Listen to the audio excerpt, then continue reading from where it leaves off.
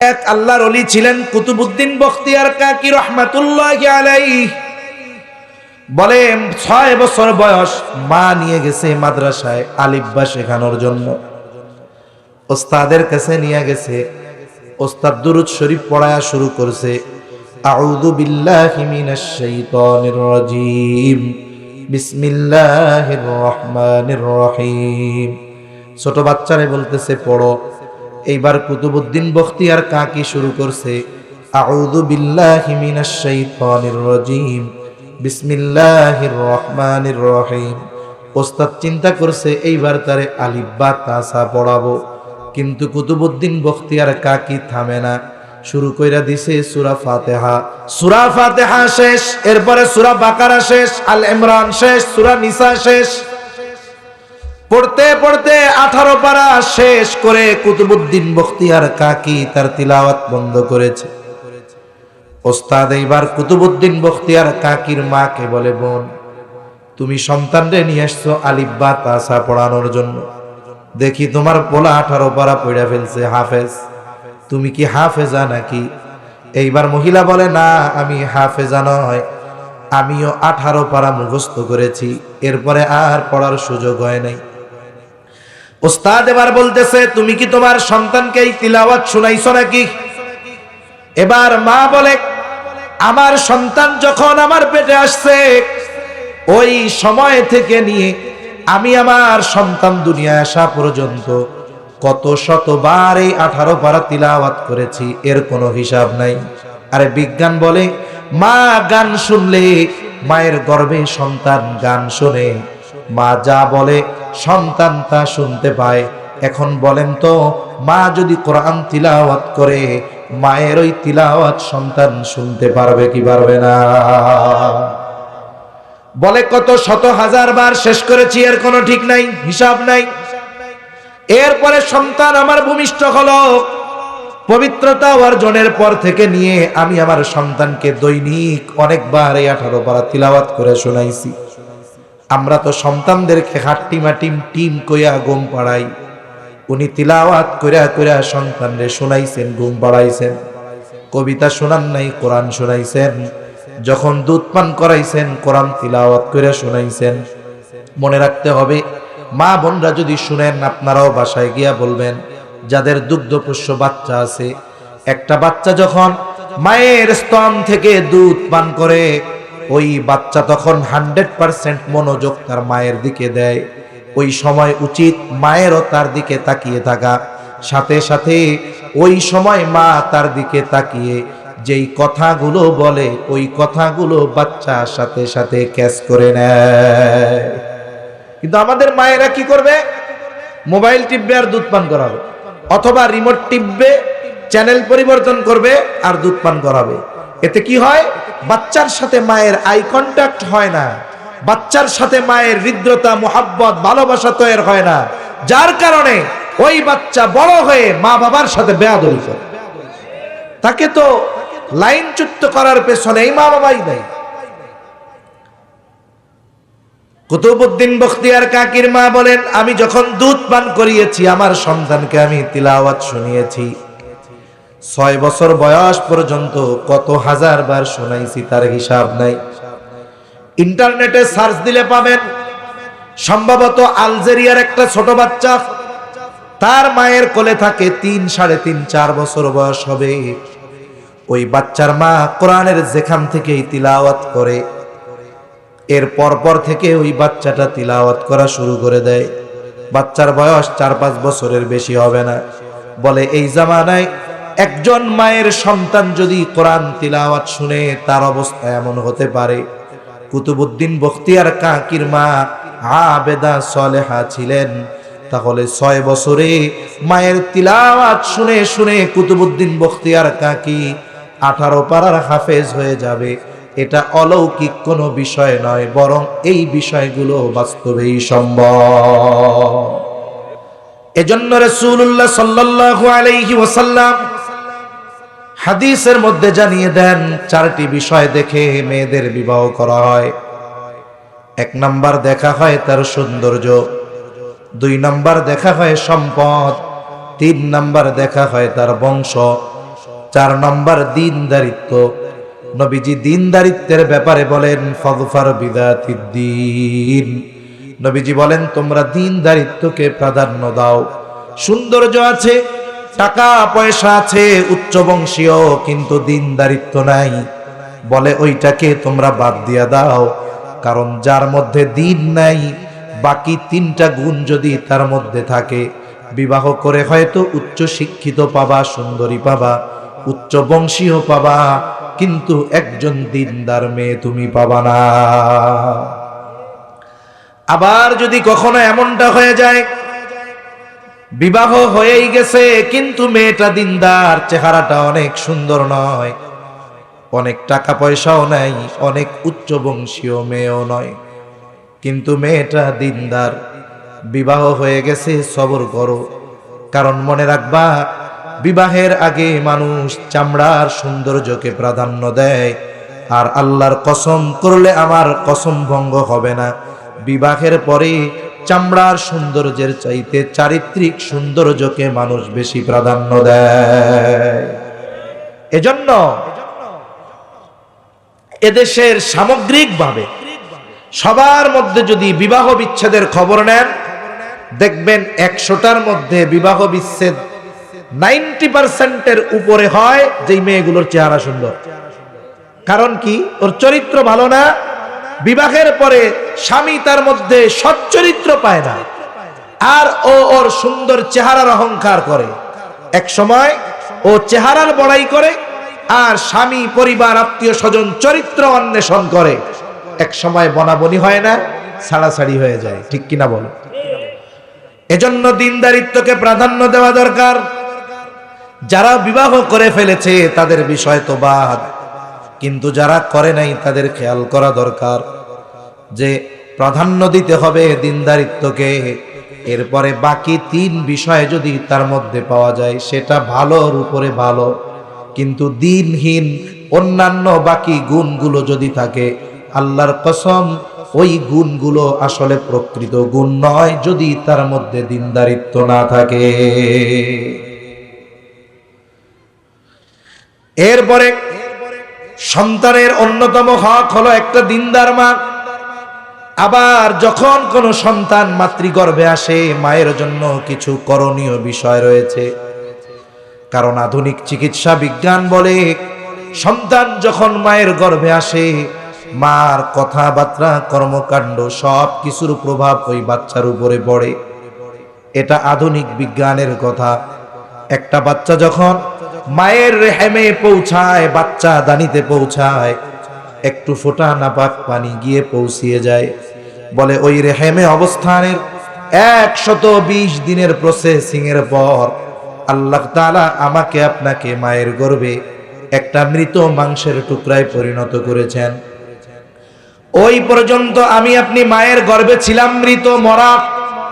এই জন্যই আল্লাহ তাআলা কোরআনুল কারীমের মধ্যে সূরা মুলকে মৃত্যুর কথাটা আগে উল্লেখ করেছেন। আল্লাহ তাআলা বলেন, আল্লাযী খালাকাল মাউতা ওয়াল হায়াতা লিয়াবলুয়াকুম আইয়ুকুম আহসানু আমালা।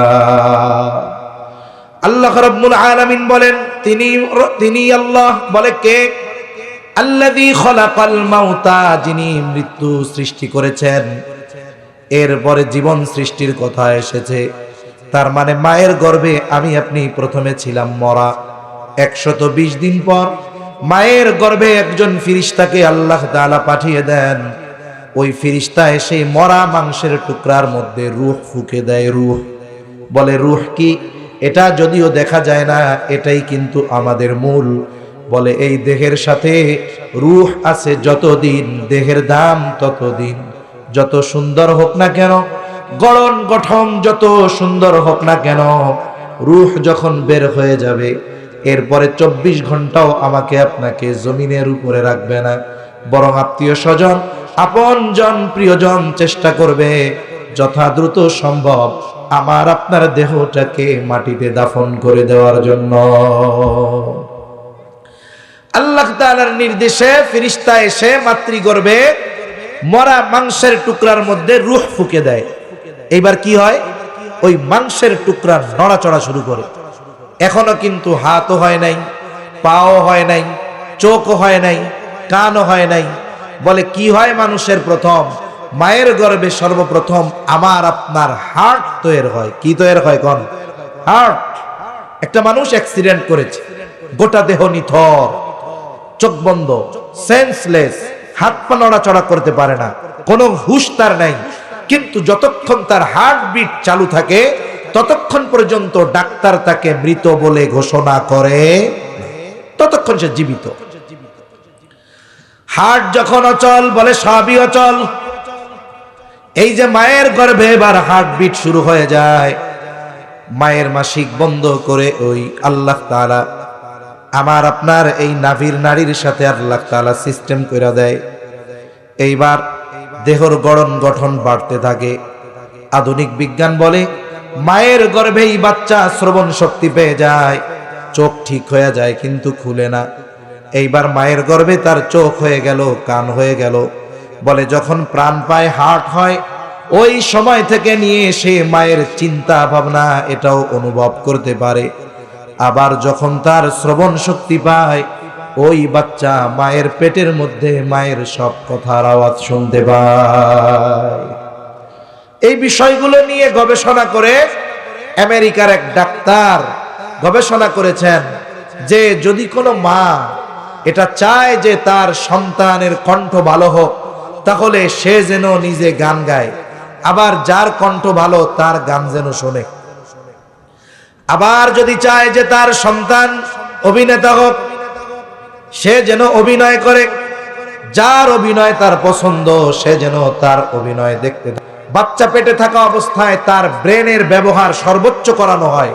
বলে জটিল জটিল অঙ্ক তাকে দেওয়া হয়, যেগুলোর কারণে ব্রেন খাটাতে হয় বেশি। এই যে সে তার ব্রেনকে যত পরিশ্রম করায়, ব্রেনকে যত খাটায়, এর প্রভাব তার বাচ্চার মধ্যে পড়ে। ওই যে সে চেষ্টা করতেছে, এর প্রভাব বাচ্চার মধ্যে পড়তেছে। এজন্য বিজ্ঞান বলে যে মায়ের গর্ভে সন্তান থাকা অবস্থায় মা যেই কর্মগুলো করে তার প্রভাব বাচ্চার মধ্যে পড়ে। আমাদের দেশে কি করে? যখন বাচ্চা গর্ভে আসছে, 3 মাস হয়ে গেছে, 2 মাস 3 মাস, এখন স্বামীর কাছে বলে, স্বামী এতকাল আমি তো নড়াচড়া করতে পেরেছি, চলাফেরা করতে পেরেছি, ডাক্তার আমাকে একটু সেফ থাকতে বলেছে, বাসায় থাকতে বলেছে। একা একা সারাদিন সারা রাত বাসায় সময় কিভাবে কাটাবো? এক কাজ করেন, আমার একটা অ্যান্ড্রয়েড মোবাইল কিনা দেন। স্বামীও চিন্তা করে দেই কিনা। এইবার বলে খালি ফোন দিয়া কি হবে, একটা এমবি ভরার সিম কিনা দেন। দিছে সিম কিনা, এমবি বইরা, কিন্তু দেখা যায় সিমের এমবি মাঝে মধ্যে শেষ হয়ে যায়। এবার বলে এটার সিমে এমবি তো বেশি থাকে না, এক কাম করেন একটা ওয়াইফাই লাইন দিয়ে দেন। এবার স্বামীও দিয়ে দিছে ওয়াইফাই লাইন। দেখা যায় বাচ্চাকে পেটে নিয়ে ওই মা তার সময়গুলোকে মোবাইল দেখে কাটায়, সিনেমা দেখে কাটায়, নাটক দেখে কাটায়, যার প্রভাব বাচ্চার মধ্যে পড়ার কারণে দেখবেন 2, 3, 4, 5 দিনের বাচ্চা যখন কান্না করে, ওকে থামানো না গেলে মোবাইলটা সামনে নিয়ে দিয়ে দেখবেন একবারে সাথে সাথে ঠান্ডা। ঠিক কিনা কন? মা যা করছে এর প্রভাব ওর মধ্যে এখনই চলে আসছে। আমরা এক সময় ওয়াজ শুনতাম, বুজুর্গানে দিন বয়ান করতেন। বলে এক আল্লাহর ওলি ছিলেন কুতুবউদ্দিন বখতিয়ার কাকি রহমাতুল্লাহি আলাইহি। বলে 6 বছর বয়স, মা নিয়ে গেছে মাদ্রাসায় আলিফ বা শেখানোর জন্য। ওস্তাদের কাছে নিয়ে গেছে, ওস্তাদ দুরূদ শরীফ পড়ায়া শুরু করছে, আউযু বিল্লাহি মিনাশ শাইতানির রাজীম, বিসমিল্লাহির রহমানির রহিম। ছোট বাচ্চারে বলতেছে পড়ো। এইবার কুতুবউদ্দিন বখতিয়ার কাকি শুরু করছে, আউযু বিল্লাহি মিনাশ শাইতানির রাজীম, বিসমিল্লাহির রহমানির রহিম। ওস্তাদ চিন্তা করছে এইবার তারে আলিফ বা তাসা পড়াবো, কিন্তু কুতুবউদ্দিন বখতিয়ার কাকি থামে না, শুরু কইরা দিছে সূরা ফাতিহা। সূরা ফাতিহা শেষ, এরপরে সূরা বাকারা শেষ, আল ইমরান শেষ, সূরা নিসা শেষ। পড়তে পড়তে 18 পারা শেষ করে কুতুবউদ্দিন বখতিয়ার কাকি তার তিলাওয়াত বন্ধ করেছে। ওস্তাদ এইবার কুতুবউদ্দিন বখতিয়ার কাকির মাকে বলে, বোন তুমি সন্তানরে নিয়ে আসছো আলিফ বা তাসা পড়ানোর জন্য, দেখি তোমার পোলা 18 পারা পড়া ফেলছে, হাফেজ, তুমি কি হাফেজা নাকি? এইবার মহিলা বলে, না আমি হাফেজা নয়, আমিও 18 পারা মুখস্থ করেছি, এরপরে আর পড়ার সুযোগ হয় নাই। ওস্তাদ এবার বলতেছে, তুমি কি তোমার সন্তানকে এই তিলাওয়াত শুনাইছো নাকি? এবার মা বলে, আমার সন্তান যখন আমার পেটে আসছে ওই সময় থেকে নিয়ে আমি আমার সন্তান দুনিয়ায় আসা পর্যন্ত কত শতবার এই 18 পারা তিলাওয়াত করেছি, এর কোনো হিসাব নাই। আরে বিজ্ঞান বলে মা গান শুনলে, মায়ের গর্ভে সন্তান গান শোনে, মা যা বলে সন্তান তা শুনতে পায়। এখন বলেন তো, মা যদি কোরআন তিলাওয়াত করে মায়ের ওই তিলাওয়াত সন্তান শুনতে পারবে কি পারবে না? বলে কত শত হাজার বার শেষ করেছি, এর কোনো ঠিক নাই, হিসাব নাই। এরপরে সন্তান আমার ভূমিষ্ঠ হলো, পবিত্রতা অর্জনের পর থেকে নিয়ে আমি আমার সন্তানকে দৈনিক অনেকবার এই 18 পারা তিলাওয়াত করে শোনাইছি। আমরা তো সন্তানদেরকে হাট্টিমাটিম টিম কইয়া ঘুম পাড়াই, উনি তিলাওয়াত কইরা কইরা সন্তানরে শোনাইছেন, ঘুম পাড়াইছেন। কবিতা শোনান নাই, কোরআন শোনাইছেন। যখন দুধ পান করাইছেন, কোরআন তিলাওয়াত কইরা শোনাইছেন। মনে রাখতে হবে, মা বোনরা যদি শুনেন, আপনারাও বাসায় গিয়া বলবেন, যাদের দুগ্ধপোষ্য বাচ্চা আছে, একটা বাচ্চা যখন মায়ের স্তন থেকে দুধ পান করে, ওই বাচ্চা তখন 100% মনোযোগ তার মায়ের দিকে দেয়। ওই সময় উচিত মায়েরও তার দিকে তাকিয়ে থাকা, সাথে সাথে ওই সময় মা তার দিকে তাকিয়ে যেই কথাগুলো বলে ওই কথাগুলো বাচ্চা সাথে সাথে ক্যাচ করে নেয়। কিন্তু আমাদের মায়েরা কি করবে?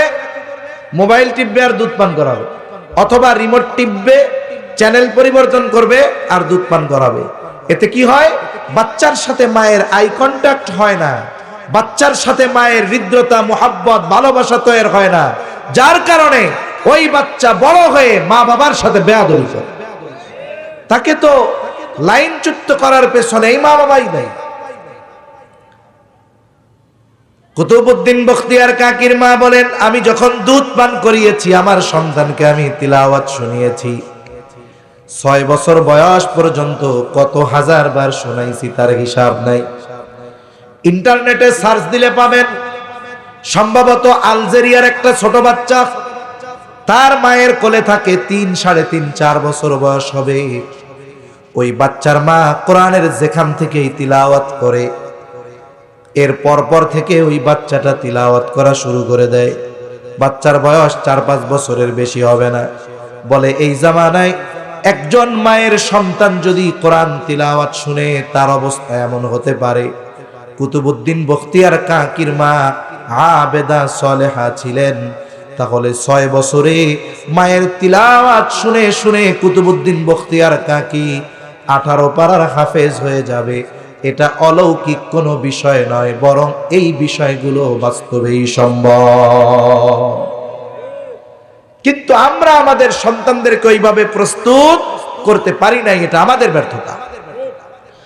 এজন্য সন্তান মায়ের গর্ভে আসলে মা কোরআন তিলাওয়াত করবে, যতটুকু পারে ততটুকু করবে, দুরূদ শরীফ পড়বে, ইস্তিগফারের আমল করবে, হামদ তাসবিহ পাঠ করবে। এতে কি হবে? বলে সন্তানের মধ্যে ওর প্রভাব পড়বে। এরপরে সন্তানকে গর্ভে রেখে কখনো কোনো বেগানা পুরুষের সামনে যাওয়ার চেষ্টা করবে না।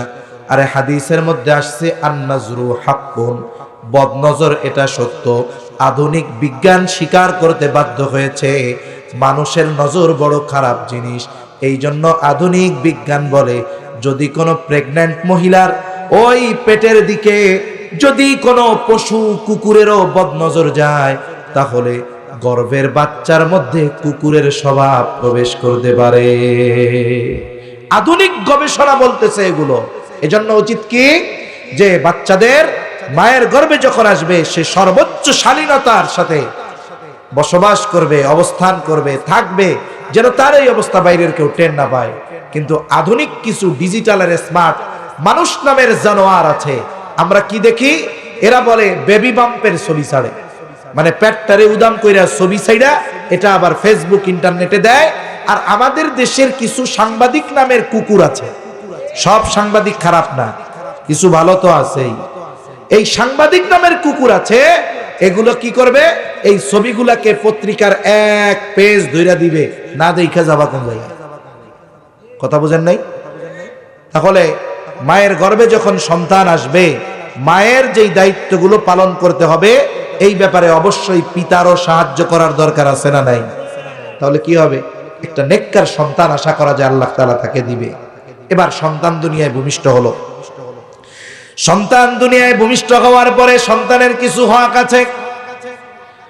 প্রথম হক হলো, সন্তান ছেলে হোক আর মেয়ে হোক, তার ডান কানে আজান, বাম কানে ইকামত দিতে হবে।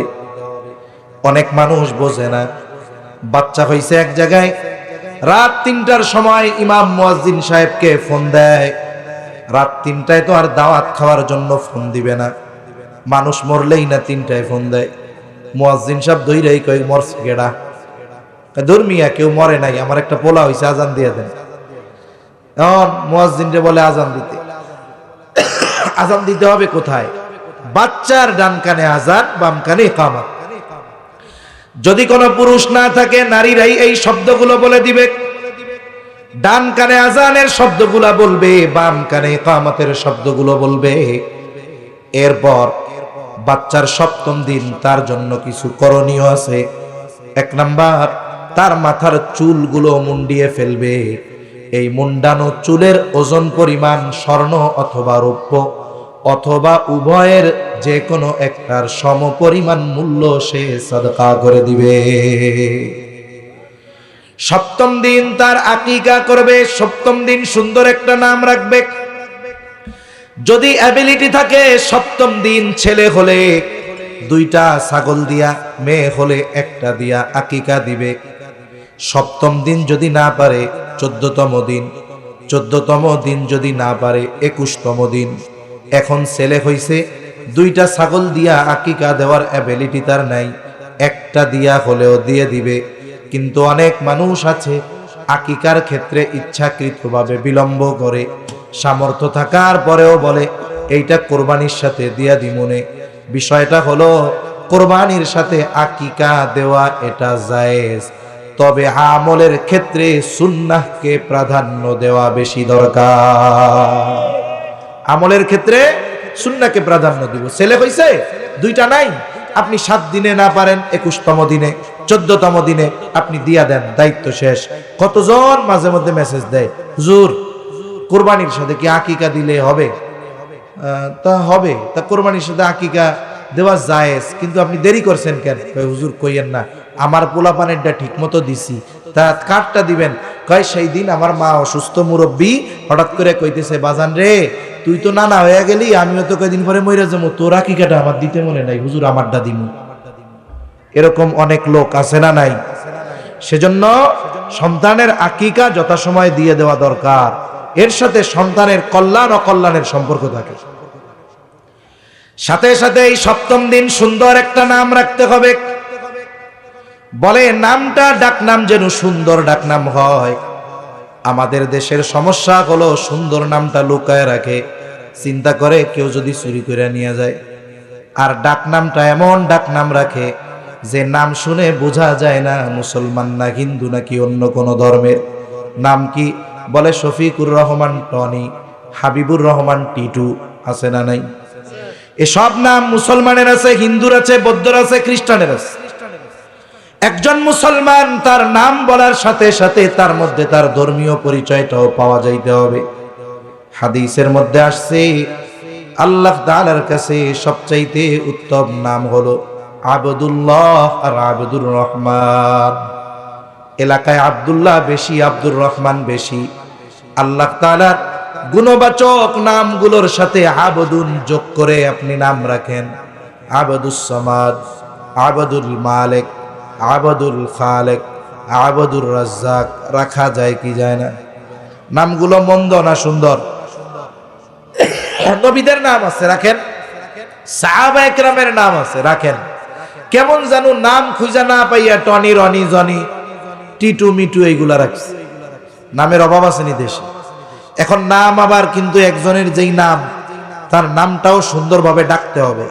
মনে করেন আমাদের দেশে কারো নাম যদি আব্দুল মালেক হয়, বাপ মা নাম রাখছে আব্দুল মালেক, বলেন তো আব্দুল মালেক সুন্দর লাগে না ডাকতে? কিন্তু কিছুদিন পর আবদুন বাদ দিবে, এবার খালি মালেক ডাকা শুরু করবে। আবার কিছু অঞ্চলে আছে এই মালেক শব্দটারেও তেড়া বেঁকা করে, ও মালেক কে, আছে না নাই? এই যে মানুষের নামকে ব্যঙ্গ করে ডাকা, এটা হলো জাহেলিয়াতের সময়ের কর্ম। ওই সময় এই কাজগুলা করতো, নবীজি ডাকতে মানা করছেন। এজন্য নাম সুন্দর রাখতে হবে, সাথে সাথে ওই সুন্দর নামে তাকে ডাকতে হবে, ঠিক কিনা বলেন? এরপরে সন্তান যখন একটু বড় হবে, প্রথমে তাকে কোরআনের শিক্ষা দিতে হবে।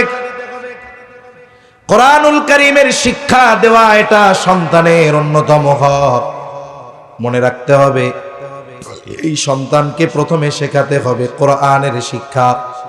তার বৃত্তিমূলক শিক্ষাটা হতে হবে কোরআনের শিক্ষা। এই জন্য প্রত্যেক অভিভাবকের এই বিষয়টা খেয়াল রাখা দরকার। আপনি আপনার সন্তানকে ডাক্তার বানান, ইঞ্জিনিয়ার বানান, ব্যারিস্টার বানান, অসুবিধা নাই, তবে প্রথমে তাকে কোরআনের শিক্ষা দেওয়ার মাধ্যমে মুসলমান বানান। যদি সন্তানকে মুসলমান না বানানো হয়, তাহলে তাকে জাহান্নাম থেকে বাঁচানোর উপায় নাই। এজন্য আল্লাহ তাআলা কোরআনুল কারীমের মধ্যে নির্দেশ দিয়েছেন। আল্লাহ তাআলা বলেন, ইয়া আইয়ুহাল্লাযীনা আমানু কু আনফুসাকুম ওয়া আহলিকুম নারা। আল্লাহ তাআলা বলেন, হে ঈমানদারেরা, তুমি নিজে জাহান্নামের আগুন থেকে বাঁচো, অধীনস্থদেরকে জাহান্নামের আগুন থেকে বাঁচাও। নিজে জাহান্নামের আগুন থেকে বাঁচবে কেমনে?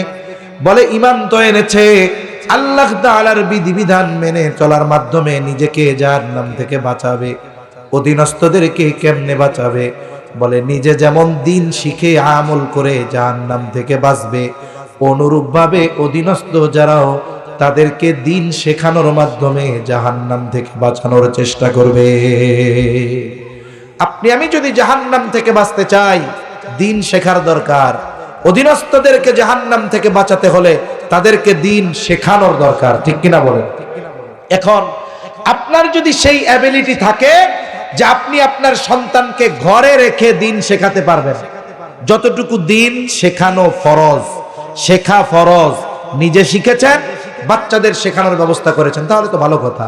কিন্তু আমাদের দেশের যে সিচুয়েশন, যে পরিবেশ, তাতে বাচ্চাদের ঘরে রেখে দিন শেখানোর উপায় নাই। এজন্যই এই মাদ্রাসাগুলা। এর আগে আমরা শিখতাম, আমরাও ছোটবেলায় দেখেছি প্রত্যেকটা অঞ্চলের মসজিদগুলায় জমজমাট মক্তব ছিল। এখন মক্তবগুলো মরার মতো। কিন্তু আমাদের সময় খেয়াল আছে আমার এখনো, নামাজের জন্য মা ডাকতেন না, কারণ তখনও নামাজ ফরজ হয় নাই। কিন্তু মক্তবে না গেলে ছাড়তেন না, পিটাইয়া মক্তবে দিয়ে আসতেন। ওইখানে গিয়ে আমরা সবকিছু শিখতাম, জীবনের প্রয়োজনীয় বিষয়গুলো মক্তব থেকে শিখতাম। এরকম একটা পরিবেশ ছিল, কিন্তু এখন নাই। মক্তব মরছে কেমনে? মক্তবের এই হালত কেমনে হইল? বলে এনজিওরা এই দেশে, আমাদের দেশ সহ গোটা উপমহাদেশে আসার মূল উদ্দেশ্য হলো যে মানুষকে খ্রিস্টান ধর্মে দীক্ষিত করা, ইসলাম থেকে দূরে সরিয়ে দেওয়া। তারা তাদের ইনভেস্ট অনুযায়ী ফলাফল পাইল না, গবেষণা করতেছে কি ব্যাপার, মুসলমানদের মধ্যে এত ব্যয় করতেছি, সেই অনুযায়ী ফলাফল নাই কেন? গবেষণা করে যতগুলো কারণ তারা পেয়েছে যে মুসলমানদের দিন শুরু হয় কোরআনুল কারীম দিয়ে। এখানে যারা আছেন, যদি গ্রামের বাসিন্দা হয়ে থাকেন, প্রত্যেকটা ঘরে ঘরে আগে ফজরের সময় কোরআন তিলাওয়াতের আওয়াজ পাওয়া যাইতো কি যাইতো না? বাচ্চাগুলারে মক্তবে পাঠায়া দিয়া বাড়ির মানুষেরা কোরআন তিলাওয়াত করত। আয়রে মুরব্বী সকাল বেলায় সকলকে ঘুম থেকে উঠায়া মসজিদে নিয়ে যাইত। মহিলারা ফজরের আগেই ঘরের উঠান ঝাড়ু দেওয়া কমপ্লিট। পুরুষেরা মসজিদ থেকে বাড়িতে আসতো, মহিলাদের নামাজ শেষ করে কোরআন তিলাওয়াত করতে থাকতো। পুরুষেরা মসজিদে তিলাওয়াত করত, কেউ বাড়িতে এসে তিলাওয়াত করত। বাচ্চাদেরকে মক্তবে পাঠায় দেওয়া হইতো। তার মানে প্রত্যেকটা ঘরে ঘরে সকাল হতো কোরআন দিয়ে। এরা চিন্তা করলো এই প্রজন্ম না হোক, আগামী প্রজন্মকে যদি দিন থেকে বের করতে হয় তাহলে এখন থেকেই কোরআনের সাথে তাদের সম্পর্ক দূর করে দিতে হবে। কি করা যায়? বলে তোমরা নতুন শিক্ষা ব্যবস্থার প্রণয়ন করো। আমাদের দেশে আগমন ঘটলো কেজি স্কুলের। কিন্ডারগার্টেন স্কুল এখন মোড়ে মোড়ে আছে, একটা সময় ছিল না। শুনেন ইতিহাস, এই কেজি স্কুলের আগমন ঘটেছে এনজিওদের মাধ্যমে। এই জন্য প্রথম এই কেজি স্কুলগুলো সব এনজিওদের তত্ত্বাবধানে পরিচালিত হতো।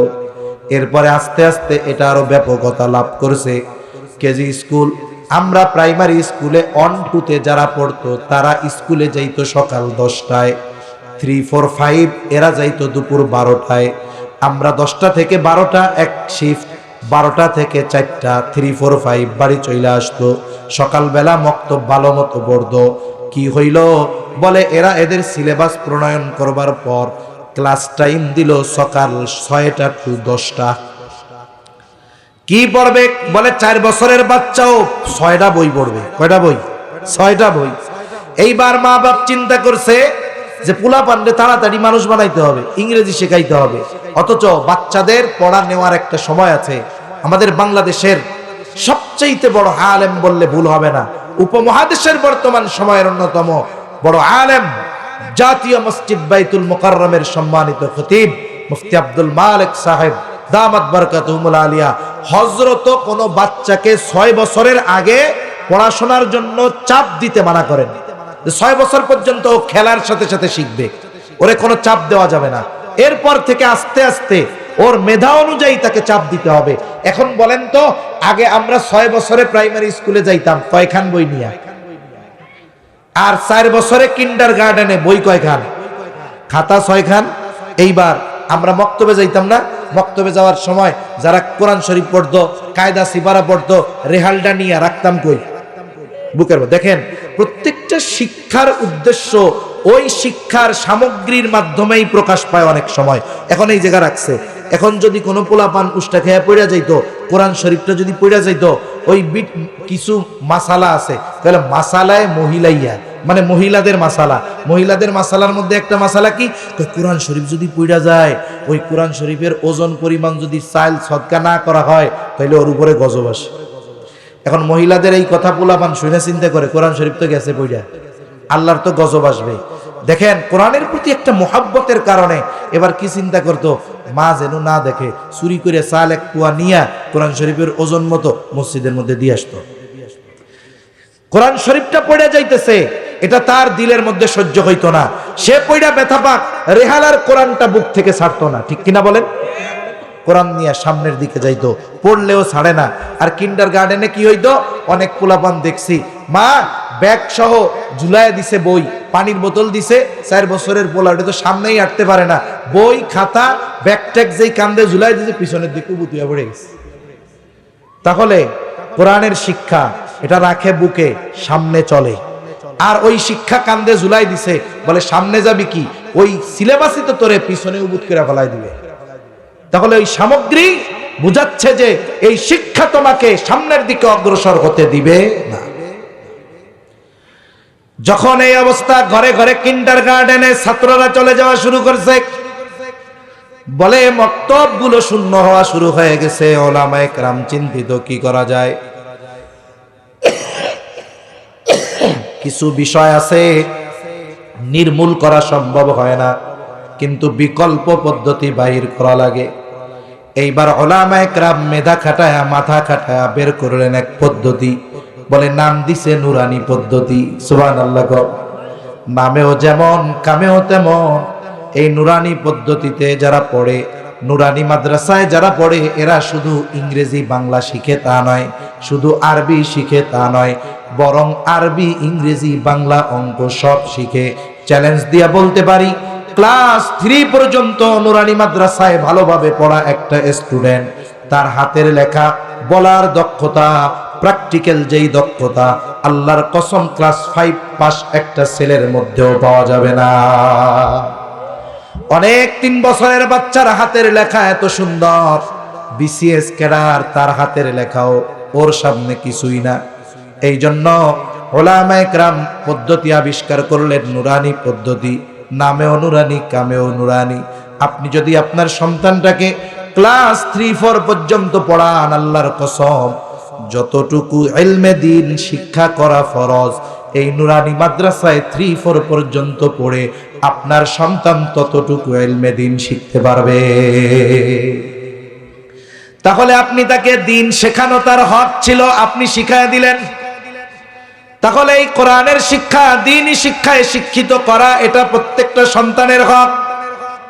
এরপরে আপনি তাকে ডাক্তার বানান, ইঞ্জিনিয়ার বানান, কোনো অসুবিধা নাই। প্রাথমিক শিক্ষা দ্বীনি শিক্ষা হওয়ার কারণে ওই ছেলেটা কখনো নাস্তিক হবে না, মুরতাদ হবে না, ইসলাম বিদ্বেষী হবে না। যদিও কখনো শয়তানের ধোকায় পড়ে লাইনচ্যুত হয়ে যায়। আরবিতে একটা প্রবাদ আছে, কুল্লু শাইইন ইয়ারজিউ ইলা আসলিহি, যেহেতু ওর মূল শিক্ষা হলো দ্বীন শিক্ষা, ও একটা সময় সব কিছু দূরে ফেলায়া আবার তার প্রকৃত দ্বীনের দিকেই সে ফিরে আসবে। এরপরে সন্তানের অন্যতম হক, সময় শেষ। সন্তানের অন্যতম হক বলে নবীজি বলেন, সন্তানের যখন 7 বছর বয়স হবে নামাজের জন্য আদেশ করবা, 10 বছর বয়স হলে নামাজ না পড়লে প্রহার করবা। এখন বলেন 7 বছর বয়সে যদি নামাজের জন্য তাগিদ দিতে হয়, আদেশ দিতে হয়, 7 বছরের আগে তাইলে নামাজি হিসাবে তাকে অভ্যস্ত করে তুলতে হবে, ঠিক কিনা বলেন?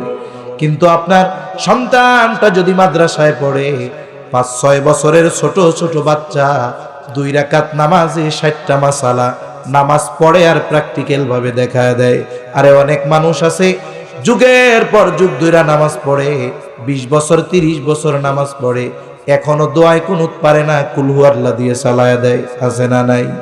কিন্তু এই বাচ্চা যদি মাদ্রাসায় পড়ে, 7 বছরে তাকে নামাজের আদেশ করা লাগবে না, বলে ওই বাচ্চাটা 6 বছর বয়সে পাক্কা নামাজি হয়ে যাবে।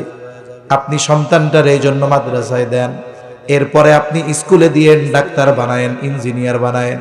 কারণ আমাদেরও ডাক্তার দরকার, ইঞ্জিনিয়ার দরকার, তবে ডাকাত ডাক্তার দরকার না, যেই ডাক্তারের কাছে গেলেই 15,000 টাকার টেস্ট লেখা দেয়। ওই ইঞ্জিনিয়ার দরকার, তবে রডের বদলে বাঁশ দেওয়া ইঞ্জিনিয়ার দরকার না। আমাদের দরকার দিনদার ডাক্তার, দিনদার ইঞ্জিনিয়ার, ঠিক কিনা গো? আমাদেরও উকিল দরকার, কারণ জালেমরা এসে আমাকে জেলে বললে ফিরি ফিরি কারা মামলা লড়বো। এই জন্য দিনদার উকিল দরকার। বলে সন্তানটারে যদি দিন শেখানোর পরে ওইগুলা বানান, ও ডাক্তার হলে ডাকাত ডাক্তার হবে না, দিনদার ডাক্তার হবে। রডের বদলে বাঁশ দেওয়া ইঞ্জিনিয়ার হবে না, ও দিনদার ইঞ্জিনিয়ার হবে। ও ভালো উকিল হবে, ভালো মানুষ হবে, মুসলমান হবে। এইবার সন্তানকে যদি মাদ্রাসায় দেওয়া হয়, 7 বছরে নামাজের আদেশ করা লাগবে না। আমার দিল বলে 7 বছরে ওই ছেলেটা পাক্কা নামাজি হয়ে যাবে। এরপরেও যদি সবকিছু ঠিক থাকে, বাসায় আছে, আপনি মাঝে মধ্যে মসজিদে নিয়ে অভ্যস্ত হবেন। আমাদের দেশগুলাতে ছোট বাচ্চাদের মসজিদে নিলে মসজিদের সভাপতি এমন ধমক দেয়, চোখ গরম করে বাইর করে দেয়, ও মনে করে মসজিদে আসলাম না কোন জায়গায় আসলাম টের পাই না। বাচ্চারা মসজিদকে সবচেয়ে নিরাপদ জায়গা মনে করবে। আরে ইউরোপের মতো দেশে, আরব বিশ্বের কথা বাদ দিলাম, ইউরোপের মতো দেশেও বাচ্চাদের জন্য মসজিদে আলাদা কর্নার থাকে। মসজিদের বাইরে এক জায়গায় তাদের জন্য পার্ক বানায় দেয়। ওরা 2 রাকাত নামাজ পড়ে এসে ওই জায়গায় খেলে। ওরা মনে করে মসজিদ আমাদের জন্য সবচেয়ে নিরাপদ জায়গা। ওই বাচ্চা যখন বড় হওয়ার পরে বুঝবে যে আসলে মসজিদ খেলার জায়গা না, তখন কি আর খেলাধুলা করবে নাকি? কিন্তু মসজিদের সাথে তার যে একটা সম্পর্ক তৈরি হয়ে গেল এই সময়টাতে, এই কারণে এক সময় দেখবেন ও মসজিদমুখী হবে। আর যদি এই বয়সে মসজিদকে সে অনিরাপদ মনে করে, ভয় পায়, ধমক দিয়ে বের করে দেওয়া হয়, 5 বছরে যাকে ধমক দিয়ে বের করে দিলেন, 15 বছরে 14 গোষ্ঠী ঠ্যাং দইরাও মসজিদে আনতে পারবেন না। এজন্য বাচ্চারা মসজিদে আসা অভ্যস্ত হওয়া দরকার। একজন মসজিদ কমিটি, যারা আমাদের কমিটিরা চিন্তা করে মসজিদের অবকাঠামোগত উন্নয়ন করতে হবে। অমুক মসজিদে 10 টন লাগাইছে এসি, আমাকে 12 টন, ওরা দিছে টাইলস, আমরা দিব মার্বেল। আরে বেটা, ওরা 3 তালা করছে, আমরা 5 তালা করবো। কিন্তু এই চিন্তা বাদ দিয়ে মুসল্লি বাড়ানো যায় কেমনে মসজিদে, এই চিন্তা করা দরকার, ঠিক কিনা বলেন? উপরন্তু মসজিদ কমিটির উচিত ছিল যে ছোট বাচ্চাদের জন্য পুরস্কার ঘোষণা করা, যে 6 বছরের উপরে বাচ্চারা যারা ফজর নামাজে আসবে 5 ওয়াক্ত নামাজে আসবে, এদের জন্য চকলেট আছে। এরা যদি প্রত্যেক দিন আসে, মাস শেষে পুরস্কার দেওয়া হবে। তাহলে কি হইতো? ছোট বাচ্চারা এক সময় চকলেট পাওয়ার লোভে মসজিদে আসতো, এই বাচ্চা যখন বড় হইতো চকলেটের লোভে নয়, আল্লাহকে পাওয়ার জন্য তখন মসজিদে আসতো। এজন্য রাস্তা আমাদের তৈরি করে দেওয়া দরকার। এরপরে সন্তান যখন প্রাপ্তবয়স্ক হবে, ছেলে হোক আর মেয়ে হোক, প্রাপ্তবয়স্ক বয়স্কা ছেলে মেয়েকে বিবাহ দেওয়ার দায়িত্ব অভিভাবকের, ঠিক কিনা বলেন? আল্লাহ তাআলা বলেন, ওয়া আনকিহুল আয়ামা মিনকুম ওয়াস-সালিহিনা মিন ইবাদিকুম ওয়া ইমাইকুম ইন ইয়াকুনু ফুকারা ইউগনিহিমুল্লাহ। আল্লাহ তাআলা জানায় দেন, তোমাদের অধীনস্থ বিবাহ উপযুক্ত যারা আছে তাদেরকে বিবাহ দিয়ে দাও, যদি তারা গরিব হয়। ইয়াকুনু ফুকারা ইউগনিহিমুল্লাহ, ফকির হইলেও দরিদ্র হইলেও ধনী বানায় দিবে কে? এই জায়গায় অনেকগুলো শর্ত আছে। বলে বিবাহটা গুনাহমুক্ত বিবাহ হইতে হবে, বিবাহটা গুনাহমুক্ত বিবাহ হতে হবে, সুন্নাত তরিকায় হতে হবে। কারণ বিবাহ একটা ইবাদত, যদি যথাযথভাবে বিবাহ সম্পাদন করা হয় তাহলে ওই বিবাহে রহমত বরকত দিয়ে আল্লাহ ভরপুর করে দেয়। কিন্তু অভিভাবক মেয়ের বিয়া দেওয়ার ব্যাপারে চিন্তিত, ছেলের বিয়া দেওয়ার ব্যাপারে চিন্তিত না। কিন্তু আল্লাহ কি শুধু মেয়ের বিয়ে দেওয়ার কথা কই? একটা মেয়ে হইছে, হওয়ার সাথে সাথে বাড়িতে ফাঁকা জায়গায় 10টা মেয়ে গুনি গাছ লাগাইছে, আবার মেয়ের নামে টাকা জমানো শুরু করছে। 18 বছর বয়স হয়ে গেছে, মেয়ের বিয়া দিবে, 16, 17, 18 বছর বয়স। এইবার 10টা মেহগুনি গাছ বিক্রি করছে 10 লাখ, টাকা জমাইছিল আরো 5 লাখ। এবার মেয়েরে বলে, তোমার যেদিন জন্ম হয়েছে ওই সময় তোমার জন্য আমি এই গাছগুলো লাগাইছিলাম যেন তোমার বিয়ার সময় আমার কোনো টেনশন না হয়।